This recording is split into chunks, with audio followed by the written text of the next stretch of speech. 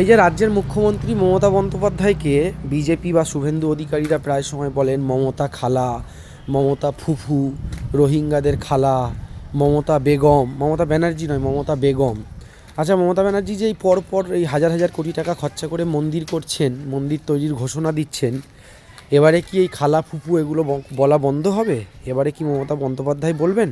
মানে মমতা ব্যানার্জি একজন ব্রাহ্মণ মহিলা, একজন সনাতনী হিন্দু মহিলা হিসাবে কি এবারে বিজেপি আরএসএস বা এই হিন্দুত্ববাদীরা বা শুভেন্দু অধিকারীরা কি সেই আপনার দেবেন যে আর তারা রোহিঙ্গাদের খালা ফুফু এগুলো বলা কি বন্ধ করে এখন তিনি যে প্রকৃত সনাতনী, মানে আরএসএস বা হিন্দুত্ববাদীদের যে কাজ সেই কাজগুলো তিনি যে কমপ্লিট করছেন রাজ্যে দায়িত্ব নিয়ে, আপনার পুজো কমিটিগুলোকে তাদেরকে যে লক্ষ লক্ষ টাকা দেওয়া, তাদের ইলেকট্রিক বিল মুকুব করা বা ডিসকাউন্ট করা, এদিকে দীঘার বিশাল জগন্নাথ মন্দির, নিউ টাউনে দুর্গা অঙ্গন, ওদিকে শিলিগুড়িতে কি বলে মহাকাল মন্দির, এরপরেও কি খালা ফুফু বলবেন, বেগম বলবেন, নাকি এবারে অন্তত সনাতনী হিসাবে মানবেন ওনাকে?